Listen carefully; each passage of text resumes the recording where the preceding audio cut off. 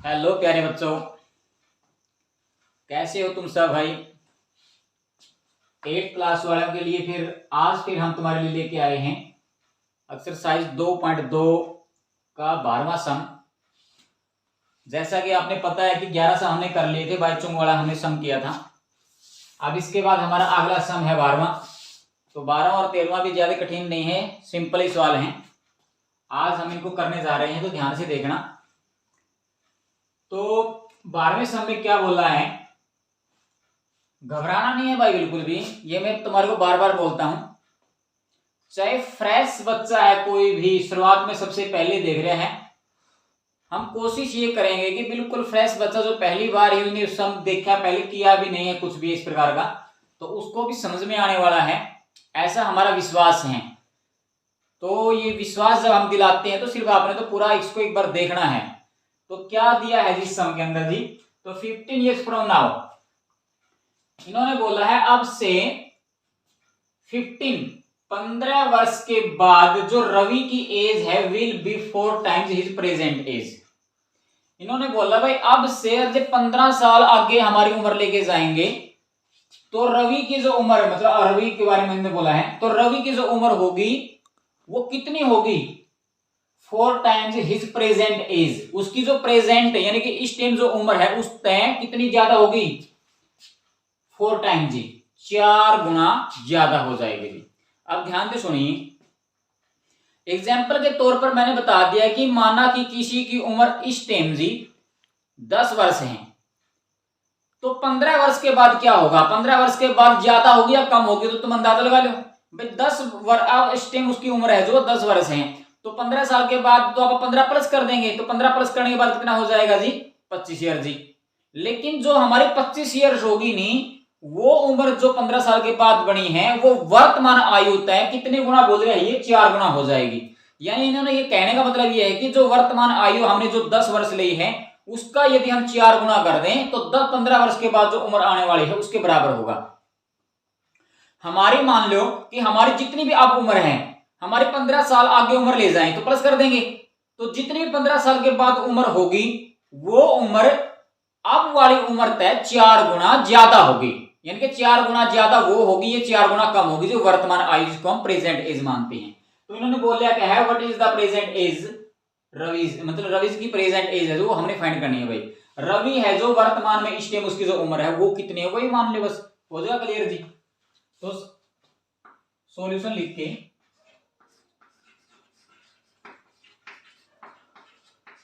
तो सॉल्यूशन में क्या करेंगे हम जी, रवि की प्रेजेंट एज मान लेना भाई। क्या लिखोगे, माना रवि की वर्तमान आयु, तो वर्तमान आयु यानी कि प्रेजेंट एज वही लिखेंगे हम, लेट रवीज प्रेजेंट एज, ऐसे ही तो सेम यूं का यूं, कोई प्रॉब्लम वाली बात भी नहीं है। दिया है इन्होंने रवीज, तो रवीज का मतलब क्या हो जाएगा, रवि की प्रेजेंट एज, प्रेजेंट एज। तो प्रेजेंट एज हमने मान ली जी, ईयर्स लगा देना बाद में भाई, एक्स ईयर जी। तो उसकी एक्स वर्ष उम्र मान ली हमने वर्तमान जी, तो तुम अंदाजा लगाओ 15 साल के बाद कितनी होगी, आफ्टर 15 ईयर्स जी, तो उसकी उम्र कितनी हो जाएगी, इसमें 15 प्लस कर देना बस, उसके बाद क्वेश्चन में जो कहता है उसको क्लियर कर देंगे जी। अब लिखेंगे हम आफ्टर 15 ईयर्स रविज एज, तो रवि की 15 साल के बाद उम्र कितनी होगी वो लिखेंगे। हिंदी में क्या लिखोगे, 15 वर्ष के बाद रवि की आयु, तो 15 वर्ष के बाद रवि की आयु हो जाएगी एक्स प्लस में 15 वर्ष। तो ये हमने इस प्रकार लगा के चलना है। तो आगे स्टार्ट कर दिया, आफ्टर, आफ्टर का मतलब हो गया बाद में, किसके बाद में, 15 years from now, after 15 years। इसमें क्या बोले हैं भाई, आफ्टर 15 years, यानी कि क्या बोले हैं, 15 साल के बाद रवीज एज लिखे थे वैसे भी, रवीज एज। तो रवि की एज कितनी हो जाएगी 15 साल के बाद, तो 15 साल के बाद हो जाएगी जी एक्स प्लस में 15 इयर्स। तो एक्स में क्या जोड़ दिया हमने, 15 जोड़ दिया, जैसे हमारी जितनी भी आप उम्र है तो 15 साल के बाद हम 15 जोड़ेंगे ना। तो इसके बाद क्वेश्चन में जैसे करके वैसे कर दो, अकॉर्डिंग टू क्वेश्चन जी, अकॉर्डिंग टू क्वेश्चन, प्रश्नानुसार है। तो प्रश्न में क्या बोल रखे उसके अनुसार देखो, हमारे पास दोनों उम्र हैं। जो 15 साल के बाद हमारी उम्र है, जो वर्तमान उम्र है, ये तो हो गई हमारी वर्तमान उम्र जी, जो रवि की एज है। और ये x प्लस में 15 कौन सी उम्र है भैया, कौन सी एज है, या एज है जी 15 साल के बाद। तो 15 साल के बाद तो रवि की एज है जी x प्लस में 15, और वर्तमान एज कितनी है उसकी जी, जो प्रेजेंट है वो है x। तो इन्होंने बोला जो 15 साल के बाद एज है ना उसकी रवि की, वो 4 गुने हो जाएगी। बोल इन्होंने जी 4 टाइम्स हिज प्रेजेंट एज। कब, 15 ईयर्स फ्रॉम नाउ। अब तक 15 साल के बाद रवि की जो प्रेजेंट एज है, रवि की जो एज होगी वो प्रेजेंट एज तक कितनी हो जाएगी जी 15 साल के बाद जी 4 गुना।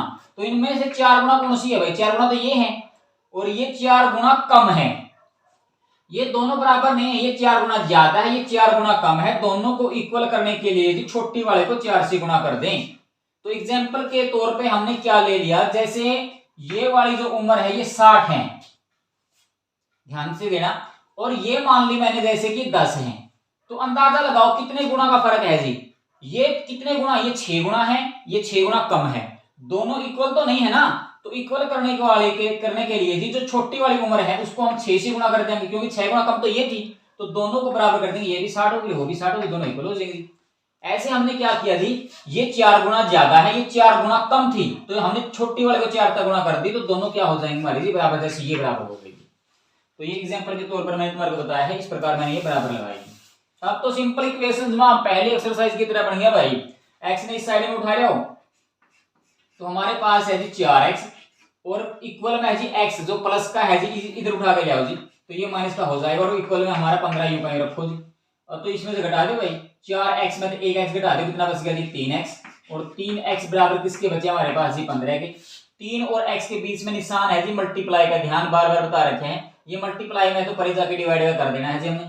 तो 3 परे जाएगा, सबसे बाद में लिखा जाएगा, पहले तो x ही लिखी, x इक्वल टू 15 है, और 15 के बाद में कितने लिया 3, और 3 कम 3, और 3 पंजे 15। तो x की वैल्यू हमने निकाल ली थी, और x बराबर हमारा कितना आ गया जी 5। अब x बराबर 5 आगे था कि अरे ये क्या निकालना था, अपने रवि की प्रेजेंट एज निकालनी थी, वो मैंने फाइंड कर दी। तो क्या लिखोगे, हेंस अतः रवि की वर्तमान आयु, अतः रवि की वर्तमान आयु बराबर जी 5 ईयर। तो प्रेजेंट एज जो हमारी आई है वो 5 ईयर्स, उसकी आगे जी x की वैल्यू हमारी 5 आएगी, और इसकी वैल्यू कितनी होगी x में, यानी कि x की वैल्यू 5, 5 में 15 जोड़ दिए, टोटल बन गए 20। वर्तमान यदि 5 है तो 15 साल के बाद हमारी टोटल 20 बन जाएगी। और इन दोनों में फैसला देख लेना, यदि ये हमारी 5 आई है और 15 साल के बाद यह उम्र कितनी हो जाएगी, ये 20 बन जाएगी, तो इनमें फैसला कितना हो गया 4 गुना का, ये 4 गुना कम है, इसको बराबर करने को 4 से गुना कर, दोनों इक्वल हो जाएंगे। तो ये था हमारा सम 12वां, बिल्कुल इजी सवाल था। वर्तमान एज मान लेना 15 साल के बाद इतनी है। क्वेश्चन में बोल रखे भाई ये उम्र जो बनेगी ये 4 गुना बनेगी वर्तमान पे, दोनों को इक्वल कर देने से 4 गुना करके भी आगे तुमने सोल्व करना आता। ये था हमारा कौन सा सम जी, 12वां सम। इसके बाद हमारा 13वां सम है, तो देखिए 13वां सम में क्या दिया है। तो 12वां सम के बाद अब हमारे अगला सम है भाई हमारा 13वां सम। 13वां सम में इन्होंने क्या बोल रहे हैं कि a rational number, rational number क्या होता है, एक परिमेय संख्या, जैसे परिमेय संख्या कोई भी हो सकता है, बाय में लिख सकता है, जैसे उसको परिमेय संख्या जैसे इन्होंने दिया है, जैसे 7/12 है, 2/3 है, कुछ रकम में 5/2 है, 8/3 है, कल 5 बोल दिया, 5 का बटन आप 1 लगा तो उसको आप रैशनल नंबर बोल सकते हैं जी, क्योंकि वो p/q के रूप में होता है जी, अंश बटा में हर, अंश भी और हर भी अंश बटा में हर के रूप में होता है। यदि हमारा अंश अंश केवल एक संख्या भी दे देने, भाई हमारा आंसर 15 आ गया, तो 15 का बाय में आप 1 करके उसको आप एक रैशनल नंबर बोल देते हैं, जिसको आप परिमेय संख्या बोला है। तो a rational number is such that when you multiply it by 5/2 जी। एक रैशनल नंबर हमने लेना है और उसको किससे मल्टीप्लाई कर देना है, 5/2 का मल्टीप्लाई कर देना। ये पहले सम की तरह हो गया लगभग, इस प्रकार का हमने पहला सम उसमें घटाया था फिर मल्टीप्लाई किया था। इन्होंने कर दिया रैशनल नंबर, मानो उसको 5/2 का गुणा कर दो, और 5/2 का गुणा करने के बाद उसमें ऐड करना है 2/3, जितना भी, जैसे हमने x मान लिया, x को 5/2 का मल्टीप्लाई कर देंगे हम तो जी, और मल्टीप्लाई कितने हो जाएगी 5/2 मल्टीप्लाई में x, और ऐड क्या कर देंगे 2/3। इस प्रकार जोड़ने से जो भी हमारे को ये प्राप्त होगा प्रोडक्ट, जो भी गुणनफल हमारे को प्राप्त होगा वो हमारे साथ 7/12 के बराबर प्राप्त होगा जी। तो वो संख्या याद कीजिए, मतलब वो कौन सी है जी, वो नंबर कौन सा है जी, वो हमने फाइंड करना है। तो इन्होंने लिखा जी व्हाट इज द नंबर, तो नंबर ही मान लो, लेट द नंबर, सॉल्यूशंस लिख दिया, स्टार्ट कर दिया। तो क्या लिखा हमने जी, लेट द नंबर, तो नंबर हमने मान लिया भाई, माना क्या है जी, एक्स है जी। अब सिंपली बात है, एकदम लंबा करने की जरूरत नहीं, अकॉर्डिंग टू क्वेश्चन। तो क्वेश्चन में क्या है, क्या वैसे ही करते चलो बस। क्वेश्चन में क्या बोला उन्होंने, जो हमारे पास ये नंबर है कितना है जी, एक्स है, तो ये एक्स नंबर जो हमारे पास दिया हुआ है, इसको हमने मल्टीप्लाई किससे करना है, 5/2 होता है, मल्टीप्लाई में कर दिया 5/2, और प्लस में क्या कर दिया, इसमें ऐड क्या कर देना है, ऐड करना है 2/3 जी। तो इसके अंदर 2/3 हमने इसके अंदर ऐड कर देना, जोड़ देना है। 5/2 से मल्टीप्लाई करनी है, एक्स हमने माना था 5/2 तो मल्टीप्लाई कर दिया और 2/3 हमने जोड़ दिया। अब जितना भी जो कुछ भी हमारे पास ये प्राप्त हुआ है गुणनफल करने के बाद, जोड़ने के बाद, इस सारे की जो कीमत बन जाएगी वो किसके बराबर होगी जी, वो बराबर होगी माइनस का 7/12 के बराबर। समझ में आ गया होगा। तो एक्स हमने संख्या मानी है, उसको 5/2 तक हमने गुणा कर दिया है, और उसके अंदर 2/3 हमने जोड़ दिया, सारी वैल्यू किसके बराबर हो जाएगी, माइनस के 7/12 के। अब हमने इसको सरल करना है, इस प्रकार के सम हमारे पास हैं जी। तो x की 5 के साथ में मल्टीप्लाई कर देना, नीचे के साथ मेरे होते हैं 5 की x की मल्टीप्लाई होगी जी हमारी 5x, और बटे में हमारे 2 है, और प्लस में कितना है जी 2/3 है, और बराबर में कितना है हमारे इसका 7/12। अब इसको बिल्कुल सिंपल बनाने के लिए मैं एक तरीका बता देता हूं। वैसे तो आप इनका दोनों का एलसीएम करके हल करके फिर नीचे 3 दूनी 6 एलसीएम आ गया, इसको परे ले जाके तब भी हल कर सकते हैं जी। यहाँ पे से 2-3 तरीके यहाँ से निकल जाते हैं मेथड हल करने के। लेकिन मैं बोलता हूँ जब इक्वल में भी कोई है ना, कोई बटा में संख्या दे दी, भिन्न में दे दी, तो इक्वल वाले का भी साथ में ही एलसीएम ले लो, और साथ में एलसीएम लेने के बाद जी फिर नीचे वाले एलसीएम की कोई महत्व नहीं हमारे पास रह जाता। तो 2 का 3 का और 12 का जब एलसीएम लेंगे, 2, 3 और 12 का एलसीएम 12 ही आएगा। जैसे 2 पे डिवाइड करें 1 आएगा, यहाँ पर 3 आएगा, 2 6 12 आएगा, फिर 2 पे डिवाइड करेंगे जी 1, 3 यूं का यूं, 2 तिया, अब 3 पे डिवाइड करेंगे तो कितना आ जाएगा, ये 1 यहाँ पर कट जाएगा हमारे पास। ये हो गया जी 3 दूनी 6, 6 दूनी 12, तो हमारा जो एलसीएम आएगा 12 आएगा जी। हमने क्या करना है, 3 टर्म है हमारे पास, एक टर्म ये है, एक ये और एक ये, 3 पद हैं, तीनों पदों को 12 से गुणा कर दो, नीचे 12 का एलसीएम का हमारा जो सिस्टम है वो छोड़ देंगे फिर हम जी। तो क्या लिखेंगे, बोथ साइड, दोनों तरफ इक्वलता उर्न भी इक्वलता पढ़न भी, दोनों तरफ 12 से गुणा करने पर, ये लिख दो सीधा जी। तो यहां पर क्या लिखेंगे, बोथ साइड मल्टीप्लाई बाय 12। तो 12 से हमने मल्टीप्लाई कर देना, वो किस तरह करना वो देख लोगे। तो 12 से इसको मल्टीप्लाई करो पूरे को जी, यहां पर मल्टीप्लाई में 12 लगा देना, और 2 का काट देना, 2 एकम 2, 2 6 के 12, 6 भी कटेगा, और 6 की 5 के साथ में गुणा करो, 6 पंजे 30x। उसके बाद ही प्लस, यहां पर भी मल्टीप्लाई में 12 करो, 3 एकम 3, 3 चौके 4 पकड़ेगा, 4 दूनी कितने हो गए जी 8, और इक्वल में जी, इक्वल में हमारे 7/12, इसके साथ में भी 12 की मल्टीप्लाई करी, तो 12 के साथ में 12 कैंसिल होने के बाद जी केवल हमारे पास क्या बचेगा, माइनस का 7। ये आ गया भाई।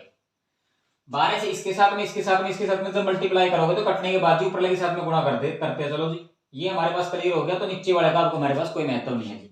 अब तो सिंपल इक्वेशन बनके तैयार कर दो इसको जी, 8 यहाँ पर प्लस का पड़ेगा माइनस कर दो जी, तो ये हमारे पास कितना है जी 30x यूं का यूं, और इक्वल है माइनस का 7, और ये 8 भी पड़ जाएगा, माइनस का हो गया। दोनों के दोनों जोड़ के जी टोटल दोनों माइनस के हैं भाई, माइनस का 7 माइनस का 8 टोटल कितने हो गए, माइनस के 15 है, बहुत बार आ दिया, तो माइनस के 15 है, तो 30 यहाँ पर मल्टीप्लाई पर जगह डिवाइड कर देना जी। तो x इक्वल टू किसके आएगा जी, माइनस का 15, और y में आ जाएगा 30 यानी कि 30 जी, और 15 कम 15, 15 दूनी 30, और वैल्यू कितनी आएगी 1/2, यानी कि वो भी किसका जी, माइनस का, क्योंकि माइनस था हमारे पास यहाँ पर, माइनस ये प्लस माइनस को प्लस से डिवाइड करोगे तो माइनस ये रहेगा हमारे पास जी। तो नंबर हमने फाइंड करना था, हेंस द नंबर, बस अतः संख्या हमारी जो थी वो निकाल दीजिए, हेंस द नंबर। तो नंबर हमारा कितना आ गया जी, माइनस का 1/2, तो ये हमारा आंसर हो जाएगा। ये था हमारा 13वां सम। तो आज हमारे 12वां और 13वां दोनों सम हो चुके हैं, तो दोनों समों को अच्छी प्रकार से करना। कल तुम्हारे लिए अगला सम फिर लेके तुम्हारे सामने उपस्थित होंगे, तब तक के लिए जय हिंद, जय भारत,